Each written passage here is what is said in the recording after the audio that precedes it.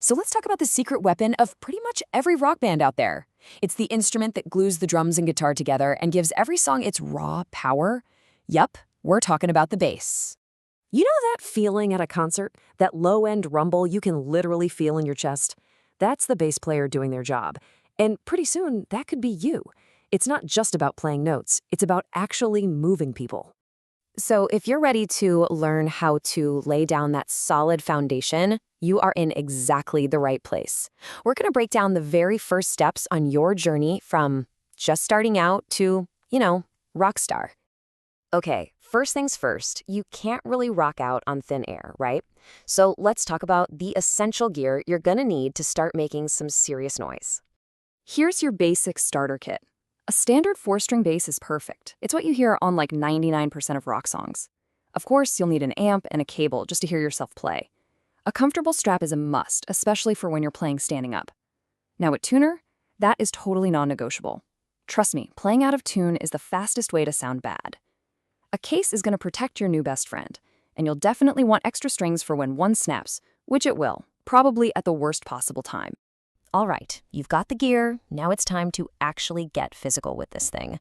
How you hold and play the bass is absolutely crucial for sounding good and, just as important, for feeling comfortable. Look, good posture is your best friend. Seriously. A straight back keeps you from getting sore after 5 minutes, and angling the neck up a bit makes it way easier to reach all the notes. But the biggest thing here, just stay relaxed. A death grip on the neck is just going to tire you out and slow you down. So how do you actually make a sound? Well, you've got two main options. You can play with your fingers, which we call fingerstyle. That's going to give you a rounder, warmer tone with a lot of control. Or you can use a pick. That gives you a sharper, more aggressive attack, which is perfect for cutting through a loud rock mix with drums and guitars blasting. Honestly, there's no right answer. You gotta try both and see what feels best for you. Now, if you do go the fingerstyle route, this technique is key. It's called the rest stroke.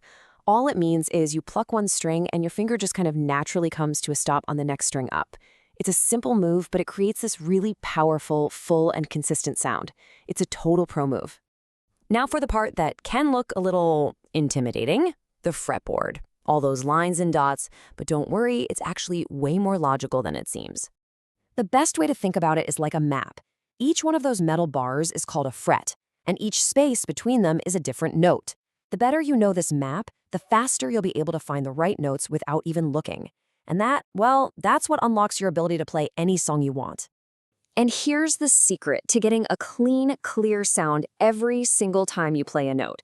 First, use the very tip of your finger, not the flat, fleshy part.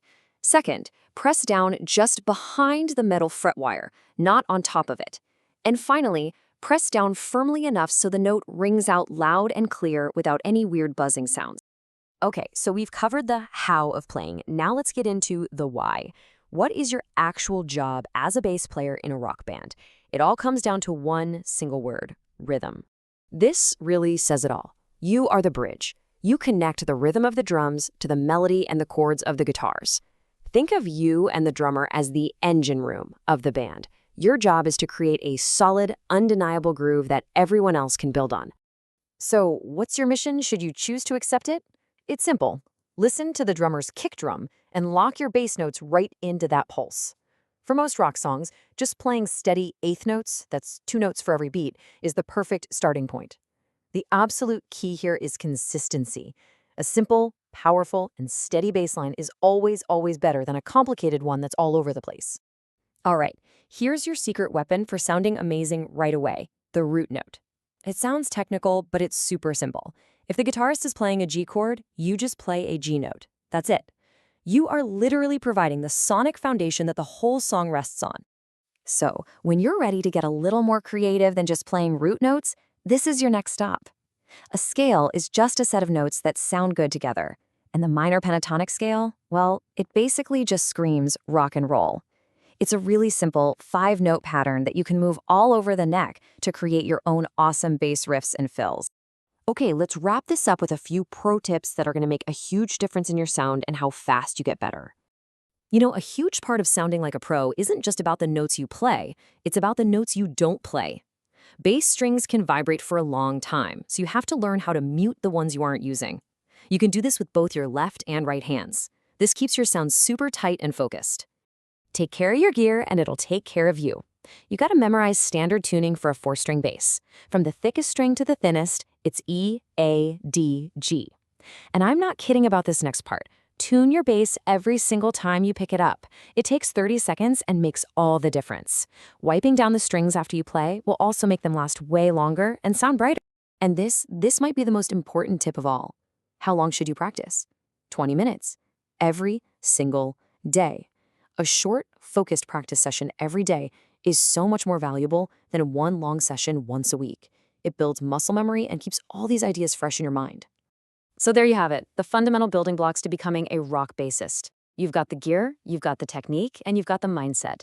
You have everything you need to start. So the only real question left is, what's the first riff you're going to shake the walls with? Go find out.